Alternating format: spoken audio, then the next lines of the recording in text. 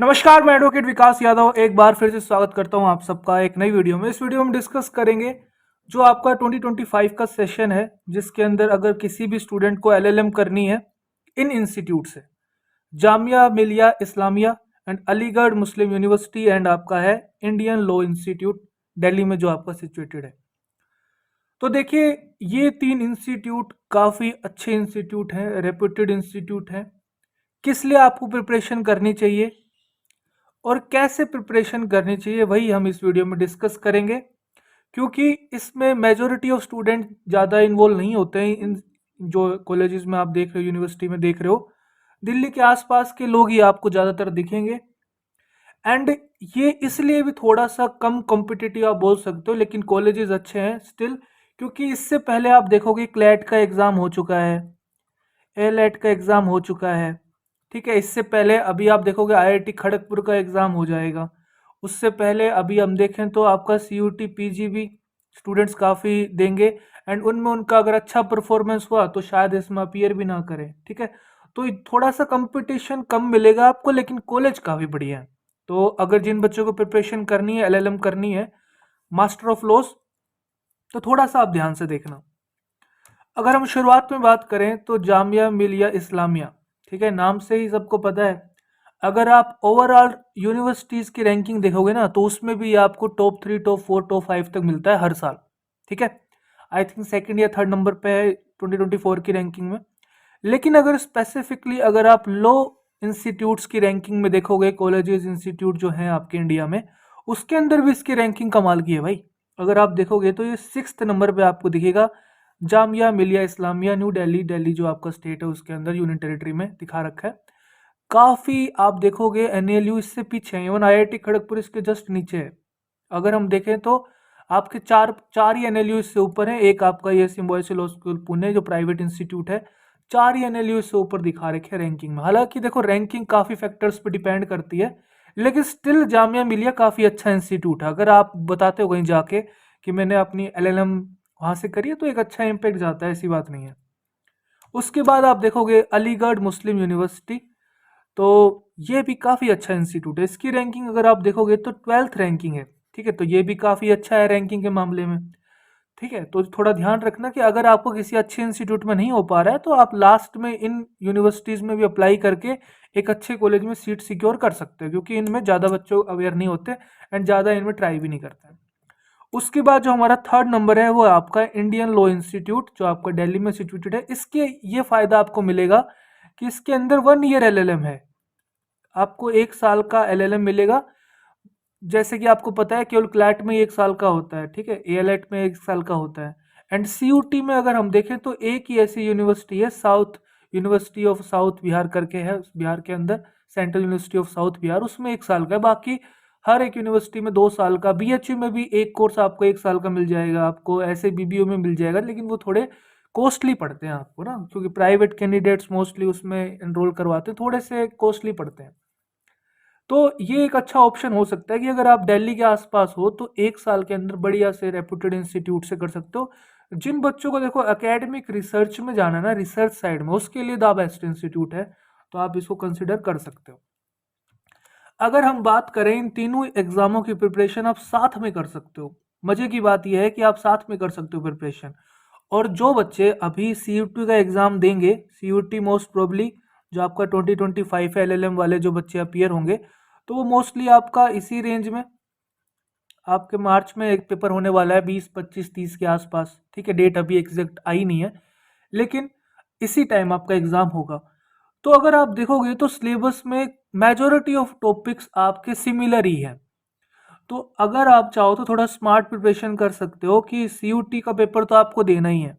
अगर मान लो कि पेपर खराब हो जाए तो फिर भी आप एटलीस्ट लो वाला पोर्शन इतना अच्छे से कर लो, ताकि जब आप इस एग्ज़ाम की प्रिपरेशन करो, इनमें से किसी एग्ज़ाम को दो, अगर सीयूटी का पेपर खराब हो गया है तो फिर आपको उस टाइम ज़्यादा मेहनत ना करनी पड़े। अभी 1 डेढ़ महीने में आप इस तरीके की स्ट्रेटेजी कर सकते हो।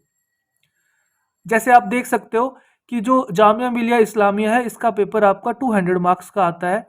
इसके अंदर आपको एक पार्ट दिखेगा जिसके अंदर केवल जीके और करंट अफेयर्स और इंग्लिश के आपको क्वेश्चंस दिखेंगे, ये 40 मार्क्स का होता है, ठीक है। उसके बाद पार्ट बी में जो लॉ का होता है आपका, उसके अंदर कॉन्स्टिट्यूशनल लॉ आता है जो कि आपका सीयूटी में भी आता है, ज्यूरिस्प्रूडेंस भी, क्रिमिनल लॉ में आपके सारे आगे सीआरपीसी आईपीसी। बाकी अभी देखते हैं न्यू सिलेबस आएगा, अभी तक कोई फिलहाल नोटिफिकेशन इनकी नहीं आई है, लेकिन मिड ऑफ फेब में या फिर 20-25 फेब के आसपास इनकी नोटिफिकेशन आ जाती है। ठीक है। एएमयू में अगर आप देखोगे तो बीए एलएलबी का एग्जाम के बारे में नोटिफिकेशन आ गई और एग्जाम की डेट भी आ गई है, 20 अप्रैल 2025 को है एलएलबी की, बीए एलएलबी की। एलएलएम के बारे में कुछ खास नोटिफिकेशन अभी नहीं है, आने वाले टाइम में आएगी। ठीक है। तो criminal law, family law, environmental law, corporate law में आप सब कुछ कंसीडर कर सकते हो। आपके इंडियन कॉन्ट्रैक्ट एक्ट हो गया, स्पेसिफिक रिलीफ एक्ट हो गया, आपका पार्टनरशिप एक्ट हो गया, सेल ऑफ गुड्स एक्ट हो गया, एलएलपी हो गया, कंपनी लॉ हो गया, नेगोशिएबल इंस्ट्रूमेंट एक्ट हो गया। ये सारे के सारे आपके यूजीसी नेट के सिलेबस में भी हैं, ये सारे के सारे आपके एआईबी के सिलेबस में भी है, ये सारे के सारे आपके सीयूटी के सिलेबस में भी है। अगर मैं इन तीनों एग्जाम्स के पेपर का लेवल बताऊं, पैटर्न बताऊं, तो कोई बहुत ज़्यादा हार्ड एग्जाम नहीं दिखेगा, क्वेश्चन कोई बिल्कुल अजीब से नहीं दिखेंगे। जो मेन जो डिफरेंस आता है कट ऑफ में, अगर जेएमआई की बात करें और आईएलआई की बात करें, तो वो आपका जो पार्ट ए है ना, जिसके अंदर यहाँ पे भी जीके इंग्लिश आती है एंड आईएलआई में जीके और इंग्लिश आती है, और यही बच्चे इग्नोर करते हैं। और कम्पिटिटिव एग्जाम में आपको पता है कि एक नंबर कितना इंपॉर्टेंट होता है। बाकी लॉ का पेपर इतना ज़्यादा हार्ड नहीं आता है। अगर आप सीयूटी के पीवाईक्यू के अकॉर्डिंग प्रैक्टिस कर लोगे, यूजीसी नेट के पीवाईक्यू के अकॉर्डिंग प्रैक्टिस कर लोगे, एआईबी के पीवाईक्यू के अकॉर्डिंग प्रैक्टिस कर लोगे, तो काफ़ी आपके पास बढ़िया क्वेश्चन बैंक रहेगा एंड उसी के आसपास आपके क्वेश्चन आते हैं। आप चाहो तो इनके पीवाईक्यू देख लेना, कोई ज़्यादा अटपटे सवाल नहीं आते, सिंगल वन लाइनर क्वेश्चन आपको दिखते हैं। इवन आप देखोगे सीयूटी का, तो मैं मानूंगा सीयूटी का लेवल कहीं ना कहीं इनसे बहुत ऊपर है। यानी सीयूटी का पेपर आप देखोगे तो काफी अच्छा आता है। CUET is just like exact copy of UGC NET. Assertion reason के क्वेश्चन, स्टेटमेंट 1 स्टेटमेंट 2 के क्वेश्चन, सीक्वेंस को अरेंज कर दो सेक्शंस के, बियर एक्ट के ईयर के अकॉर्डिंग, आपका केस लो ईयर के अकॉर्डिंग अरेंज कर दो, मैच द कॉलम। तो आपका बिल्कुल जो यूजीसी नेट में क्वेश्चन आता है ऐसे सीयूटी का पेपर बनाता है। तो कहीं ना कहीं सीयूटी में देखूंगा कि इनके अकॉर्डिंग सीयूटी का पेपर थोड़ा सा बढ़िया आता है। ठीक है। अगर हम लो वाले पोर्शन की बात करें, तो आपको ये टॉपिक्स दिख रहे हैं, तो ये आपके 100 मार्क्स के आते हैं जेएमआई में। उसके बाद एक लास्ट पार्ट होता है जो सब्जेक्टिव पेपर भी होता है इसके अंदर। तो आपको 10 क्वेश्चन दिए जाते हैं और आपके पास चॉइस होती है कि आप उनमें से कोई भी 6 क्वेश्चन कर सकते हो। हर क्वेश्चन 10 मार्क्स का होता है, तो ऐसे करके 60 मार्क्स यहाँ से निकल गए। टोटल आप करोगे 40 प्लस 100 प्लस 60, तो ये आपका 200 मार्क्स हो जाता है। तो आप देखो जो सबसे मेन चीज़ है वो यही है कि ऑप्शनल वाला जो पार्ट बी है ये तो बच्चा कर लेता है जैसे तैसे, क्योंकि पहले से कहीं से पढ़ता आ रहा है, एमसीक्यू वगैरह की प्रैक्टिस कर ली। पार्ट ए में और पार्ट सी के, इसमें बच्चे की कहीं ना कहीं खुद की पर्सनल जो मेहनत है या प्रीवियस मेहनत है, क्योंकि सब्जेक्टिव पेपर को लिखने की अलग स्ट्रेटेजी रहेगी। सब्जेक्टिव में तो आपको इन डेप्थ नॉलेज चाहिए, अच्छे से एनालिसिस करना, उसका कमेंट्री करना, कंक्लूजन देना, हर एक चीज़ को थ्योरी में अच्छे से पॉइंट वाइज लिख देना कि एक 10 मार्क्स का अगर आप आंसर लिखते हो तो एटलीस्ट थोड़ा थोड़ा एरिया हर एक कंसेप्ट का आप हिट कर सको उस क्वेश्चन में। कौन से बहुत लैंडमार्क जजमेंट्स हैं जो आपको आंसर में लिखने चाहिए। ठीक है। तो लास्ट ईयर भी कुछ बच्चों को मैंने तैयारी करवाई थी सब्जेक्टिव वाले पोर्शन की, तो आपको एक बढ़िया सा स्पेसिमेन बढ़िया सा लिख के दे दिया जाता है हर एक सब्जेक्ट में, जो मेन मेन सब्जेक्ट है उनके 15-15 10-10 क्वेश्चंस का, आप उनको ही पढ़ लो, उन्हीं में से आपके 6 क्वेश्चन निकल जाते हैं। ठीक है। तो वो हमने वहां से सोल्व कर दिया, कोई परेशानी की बात नहीं है। एंड सब्जेक्टिव एग्जाम से ही आपको यहाँ पे बच्चों को देखा जाता है कि किस बच्चे का एडमिशन होना है या नहीं होना है, क्योंकि यही कहीं ना कहीं खेल बदलते हैं। एमसीक्यू में तो लगभग सभी बराबर से रहते हो आप। ठीक है। अगर अलीगढ़ मुस्लिम यूनिवर्सिटी की बात करें तो यहाँ पे ना ही आपका पार्ट ए होता है ना ही आपका पार्ट सी होता है, केवल एमसीक्यू वाला पोर्शन होता है। अगर आप देखोगे ये सारे टॉपिक वही हैं जो आपके जेएमआई में भी है, आईएलआई में भी है। तो इन तीनों एग्जाम की इसीलिए प्रिपरेशन साथ करी जाती है, क्योंकि अलग से कुछ नहीं करना। अगर आपने एक एग्जाम की प्रिपरेशन कर ली है तो इनडायरेक्ट वे में तीनों की प्रिपरेशन हो गई है। ठीक है। और ये होते भी एक ही टाइम पे हैं लगभग। अगर हम लास्ट ईयर की बात करें तो आपका आईएलआई हुआ था 5 मई को 2024 को, जेएमआई का एग्जाम हुआ था 10 मई 2024 को, और एएमयू का एग्जाम हुआ था 10 जून 2024 को। ठीक है। तो ये एक महीने के अंदर ही अंदर तीनों एग्जाम हो जाते हैं, एक एक वीक, 2 वीक, 3 वीक के गैप पे। तो ज़्यादा बच्चों को ये भी नहीं कि भाई पता नहीं अगला कब होगा, अगला कब होगा, तो आप इसी के अकॉर्डिंग प्रिपेयर कर सकते हो अपना। एएमयू में थोड़ा सा ध्यान रखना कि एज लिमिट दे रखी है एलएलएम में। आई थिंक जनरल का 28 ईयर्स है, कुछ ऐसा है, थोड़ा सा नोटिफिकेशन पढ़ना आप। बाकी जेएमआई में एंड आईएलआई में एज लिमिट नहीं है, ठीक है। अगर आईएलए की बात करें तो यहाँ पे भी जीके दिखेगा आपको, इंग्लिश दिखेगा, जूरिस्प्रूडेंस, कॉन्स्टिट्यूशनल, आईपीसी, पीआईएल वगैरह, वही सेम टॉपिक्स हैं आपके जो हमने जेएमआई में देखे। बस यहाँ पे थोड़ा सा हल्का सा लॉ ऑफ लिमिटेशन दे दिया, वो कोई बड़ी बात भी नहीं है, नहीं भी देता तो कोई बात नहीं, क्योंकि वो सिविल में इंक्लूड करा जाता है, ठीक है। उसके बाद गौर करने वाली बात यह है कि आईएलआई में आपका इंटरव्यू होता है। जो आपके यहाँ पे 60 मार्क्स थे वो इसने डिवाइड कर दिए दो पोर्शन में, तो एक तो सब्जेक्टिव यहाँ पे भी होता है। बस आईएलआई का एक ड्रॉबैक आप यहाँ पे देखने को मिलेगा कि यहाँ पे जो सब्जेक्टिव जो आपका पेपर होगा उसमें आपको चॉइस नहीं मिलेगी, ठीक है।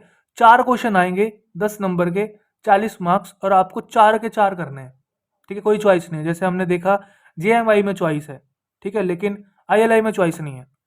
तो कहीं ना कहीं वो थोड़ा सा एक बार आपको हाई साइड दिक्कत आएगी सब्जेक्टिव में वहाँ पे, क्योंकि सब्जेक्टिव में कॉलेज में जब आपने आंसर लिखा होगा वहाँ पे भी 8 क्वेश्चन में से 5 करने होते थे, ठीक है। तो सब्जेक्टिव एग्जाम में ये तो चॉइस देनी चाहिए, पता नहीं क्यों नहीं दे रहे, शायद इस बार दे दें तो कह नहीं सकते, लेकिन अभी तक लास्ट ईयर का पैटर्न की बात करें तो कोई चॉइस नहीं थी। उसके बाद इसमें वाइवा वाइस होता है, इंटरव्यू होता है, जो आप पार्ट 3 तक जिन्होंने अच्छा परफॉर्मेंस किया उसके अकॉर्डिंग शॉर्टलिस्ट कर लिया जाता है, उन्हीं बच्चों का वाइवा वाइस होता है।